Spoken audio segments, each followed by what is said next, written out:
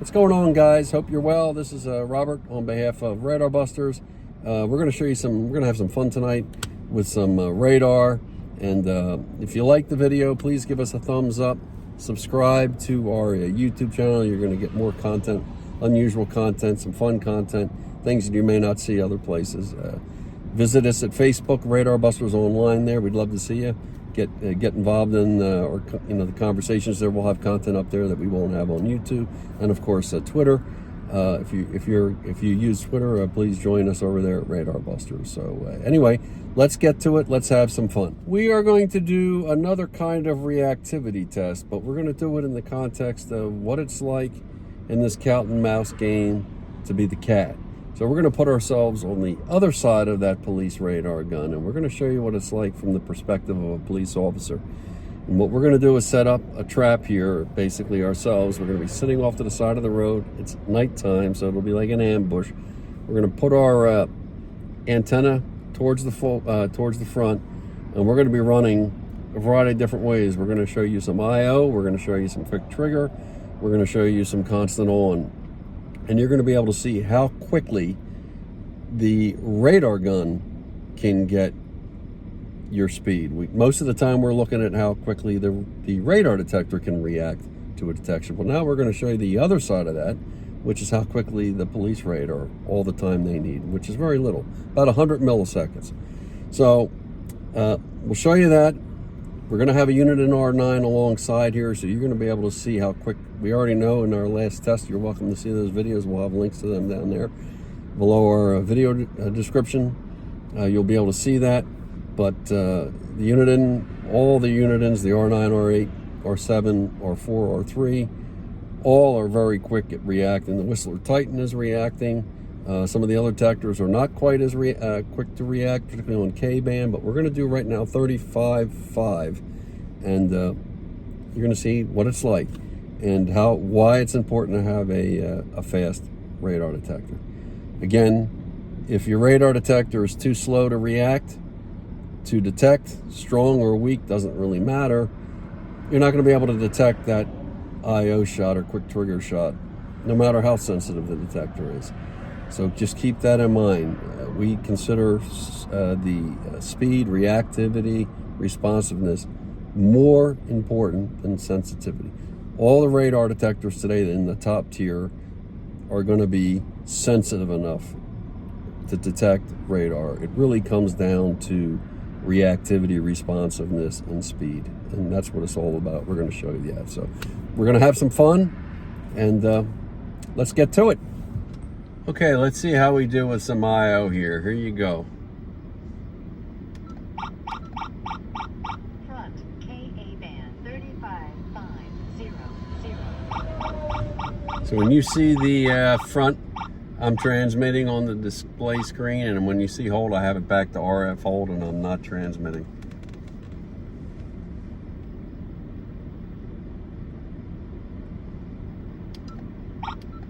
See that? 65. That's how quickly. About 100 milliseconds. So you don't need much if you wanted the quick trigger. Lock it.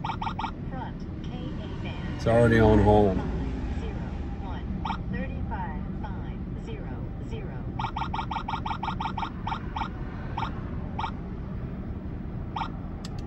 Release the lock. Here we go again.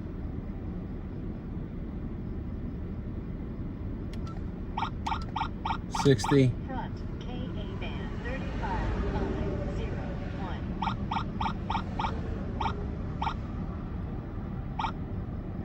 So what you're hearing is the R9's decay there, latch time.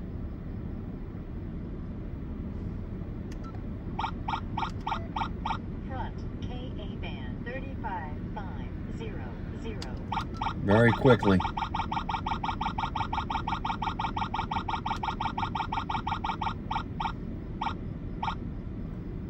So when you see the hold, that we're on RF hold, which means we are not transmitting. When you see the front, we're transmitting. Here we go.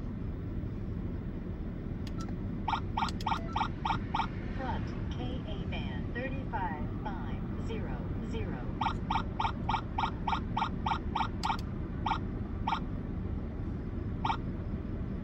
That's how quickly. That's why you need a super fast radar, reactive radar detector. Very responsive, because we can get these speeds in well less than a half a second. So if a detector takes longer, requires longer for the signal to be detected, and we did that recent test and you saw how some did and others didn't.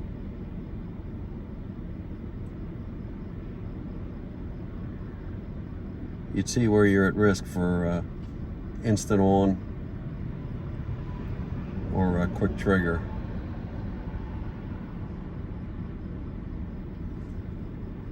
Okay, here we go again.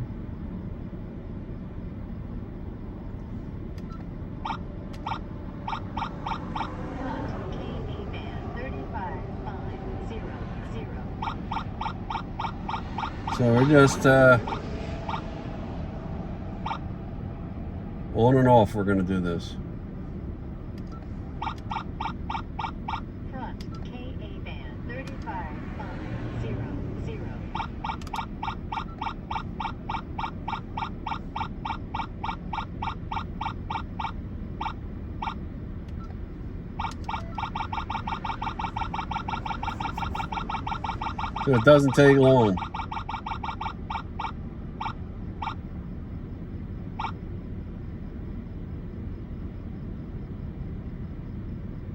So now we'll run it in constant on mode, which means we'll continuously transmit. Front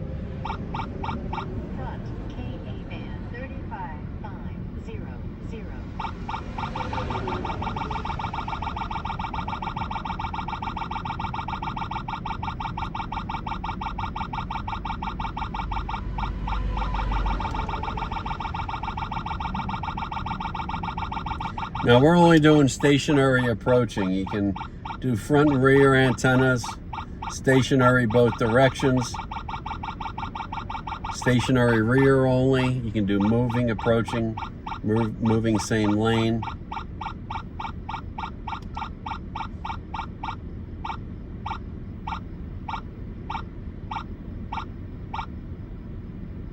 Okay, we'll put it back to constant on.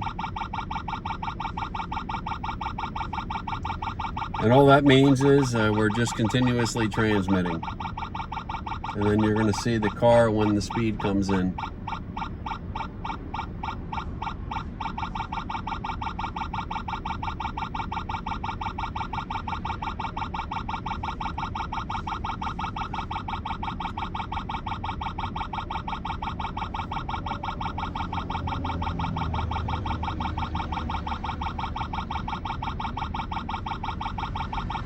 So that's constant on. Now an officer should be doing a visual tracking history here. So let's see, we see this guy and he's speeding. We put the lock on. We got a speed. And here's another vehicle. We got the lock. We'll release the lock, which holds the speed that was recorded. So that's constant on, just continuously transmitting. And you need a radar detector that can, this is where sensitivity comes into play. Most radar detectors today have enough range, certainly for constant on, unless they're on a real low power antenna like an RP-1 with the patch antenna, a little bit on an angle, so you get a cosine angle. You're not sending the radar down the road. Curves, around bends, terrain changes, foliage, weather, all those things. But most radar detectors, certainly the top radar detectors, the Escorts, the Unidens, the Whistlers, they're all going to do. There you go. We'll lock his speed. So that's constant on. We turn it off, we're on hold. We're not transmitting now. So you're hearing the latch time of the Uniden R9.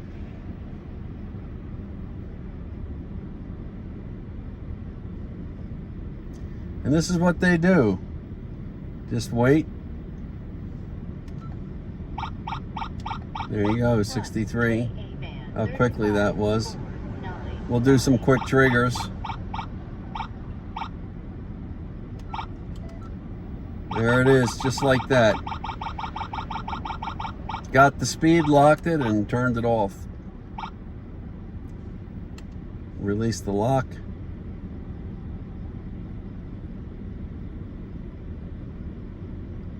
Here we go again. Just like that. We trigger, we pull the trigger, we lock the speed, we stop transmitting. It makes it harder on the radar detector. You need a sensitive radar detector and a fast reacting radar detector. Do it again. Just like that. Already off. So if a detector takes longer than the time it takes for me to transmit and pick up a speed and turn it off and go back to RF hold, the detector's not even going to alert to it.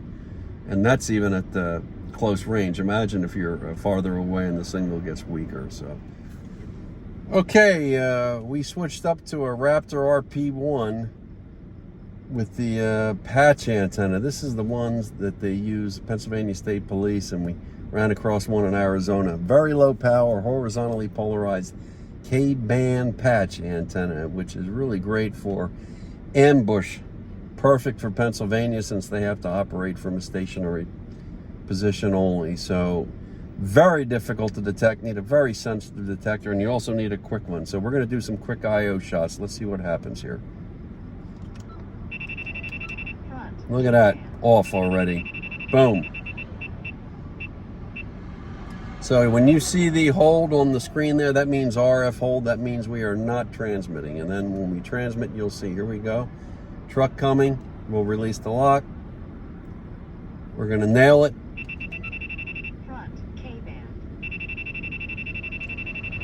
He's a good boy, he's only doing 46 in a 55.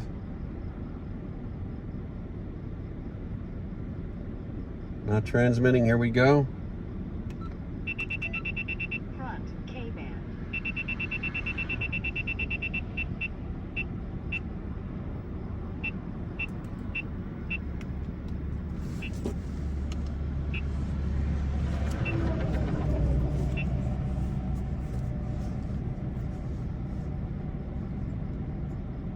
Okay, here we go. Quick trigger. 67, we didn't lock it. We can do a quick trigger lock.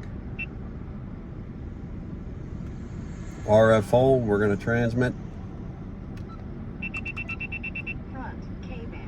Already got the speed, locked it, and we've stopped transmitting. So you can see why it is so important to have a fast reacting radar detector. So now, you know, when you saw our tests, I was just pulling the gun trigger and you were listening to the detector. Now you're seeing it, everything with the on this side of the radar gun. Why it is so important to have a fast detector. Here we go. Just like that. And that's what they do. Like in Pennsylvania, they sit there at night. And you saw the earlier here, we did the 35.5 version of this custom gun. Radar detectors do better in their reactivity generally to Ka, but it's been the K that's been problematic with some of the detectors.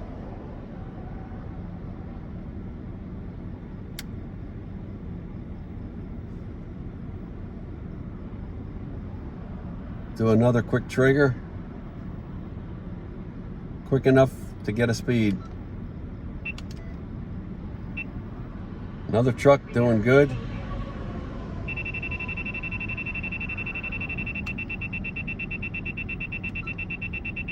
Back on the RF hold. We'll go to fast mode, which should show the fastest if there's more than one vehicle.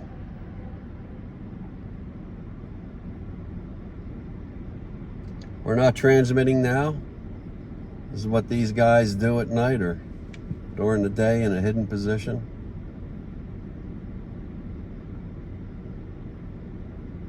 So we'll wait to see if we have more than one vehicle coming.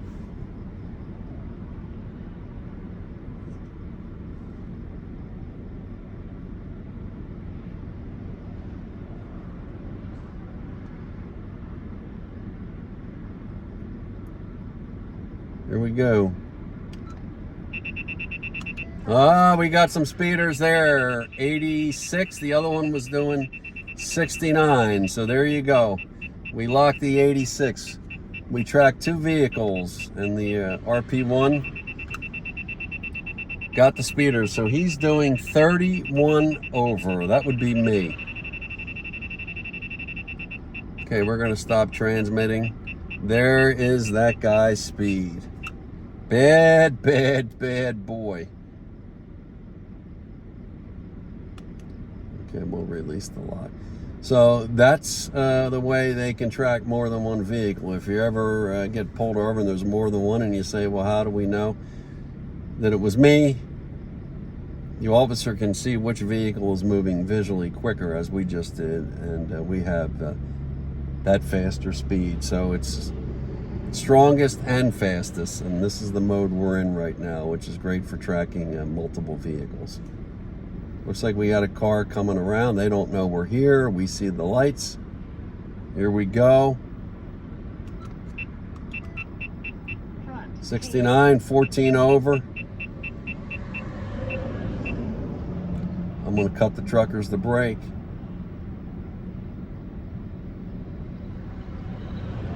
All right. We'll release the lock. So it's pretty cool, isn't it? And the Unidens are lightning fast to catch this radar.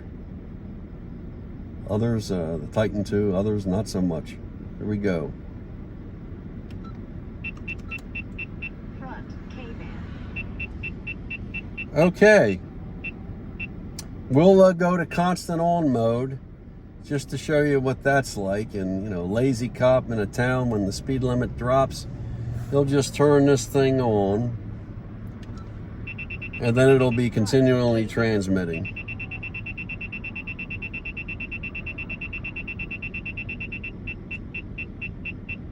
He'll just sit there, have his donut, drink his coffee, and let the radar gun. And he's figuring people don't have radar detectors.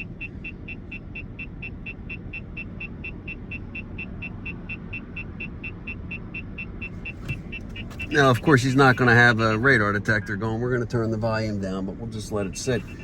And we're just doing approaching mode right here. So there you go.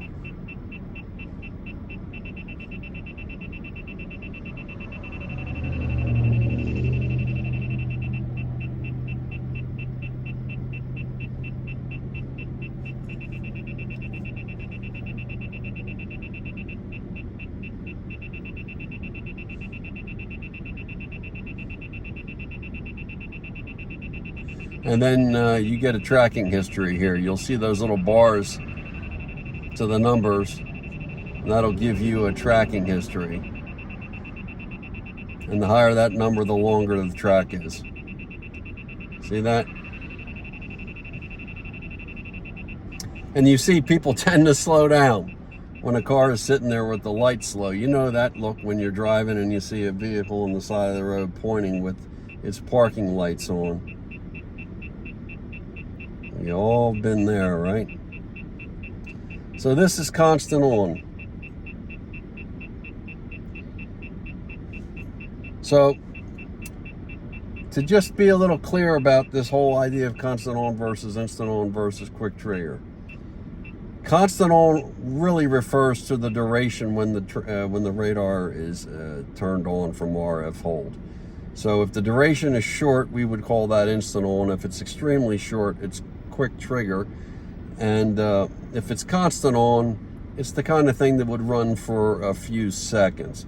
But you can still effectively get hit from an RF hold position to like an IO when the guy just turns, the police just turns it on, but leaves it running then. That becomes constant on, but in fact, you were tagged with IO because it wasn't transmitting at the time that you were targeted, right? So that's pretty much how it looks. Very difficult, probably one of the most difficult police radars out here. We're turning it on early until we get the speed. And if an officer jumps the gun a little bit, you can get the advantage here. If we jump the gun, you have that opportunity, and that may have happened to me in Canada. It's tough to say, but if I turn it on here, I'm transferring, I got a speed immediately. There it is. Pretty close. Just coming around that bend. But there's always that opportunity,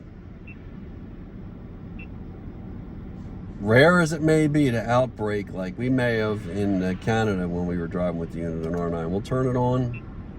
Yeah, that's instant. Lethal.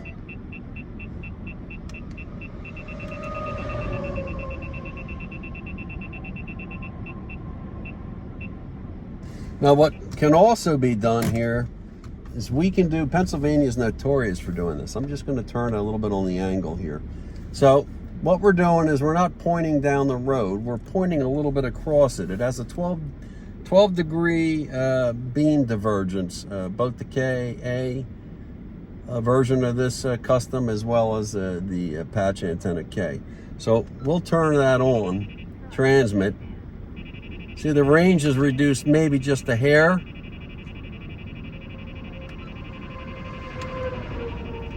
But what it happens is the beam goes across the road. Now it favors the driver on a cosine angle.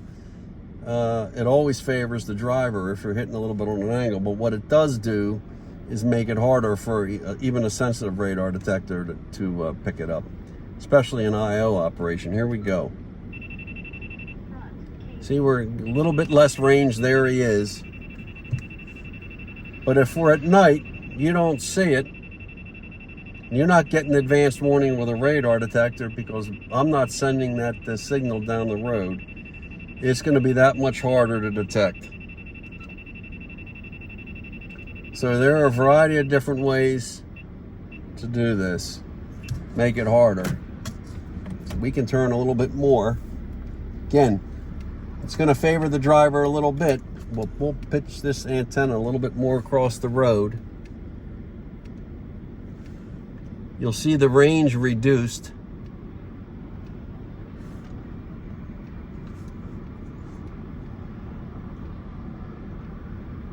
But it's that much harder, especially coming around a bend. All right, I can see a car coming, right? So right now we're not transmitting. There we go.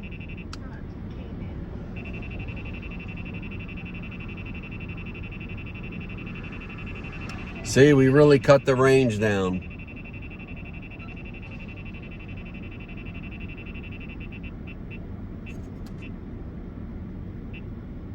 But we're shooting on an angle across the road.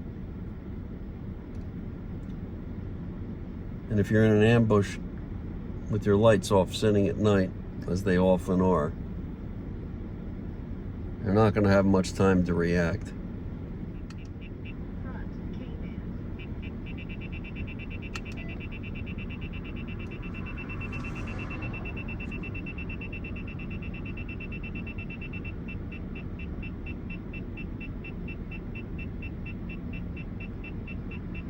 So I'm running constant on right now, but I'm shooting across the roadway a little bit. You can see another vehicle coming. There it is.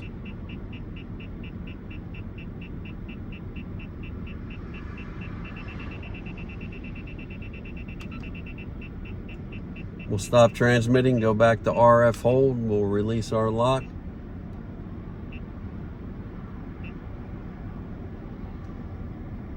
One time I was in New Jersey on the New Jersey Turnpike, and they were still using X-band, and we had a cop was sitting in the middle of the median.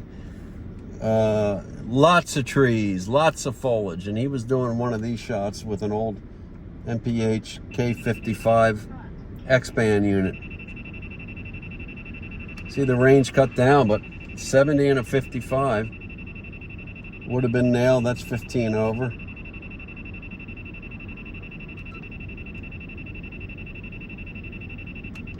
and he was just running constant on, but he was at such an angle and the foliage was there, it was like an instant on, because you just come around and boom. In fact, let's just have some fun here. Now we're going to sit here right around and do an ambush situation. Here we go. Just like that. Boom.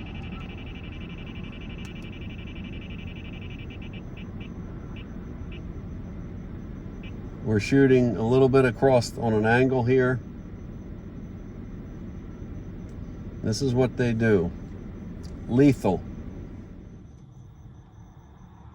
Here we go. We're already not transmitting anymore. We're back to RF hold. Low power, horizontally polarized patch antenna, K-band Kustom Raptor RP-1. Extremely difficult, and we're shooting a little bit on an angle here across the road. So you add all those up, you need a super fast reacting radar detector like on K-band.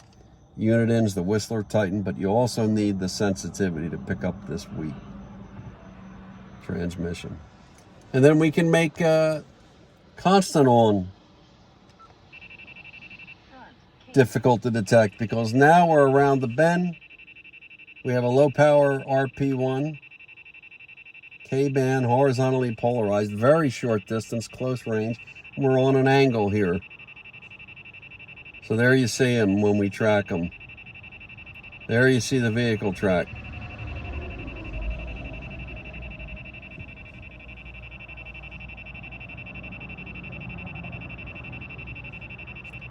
And the angle that we're shooting here, with a 12-degree beam divergence on these antennas. There you see them being picked up. So that's the distance. And those bars to the side of that number is a tracking history. And we're running constant on now. Difficult to detect even with CO. We go back to RF hold.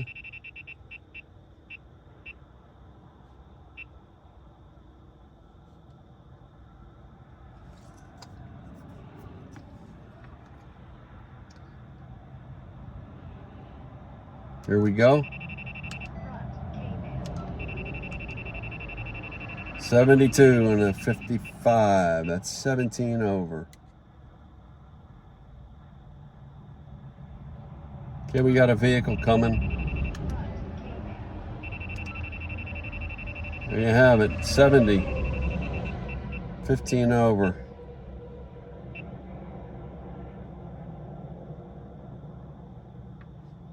So there you have it. I hope you had fun with us tonight. This is what it's like on the other side of the radar detector, right? Or the other side of the radar gun.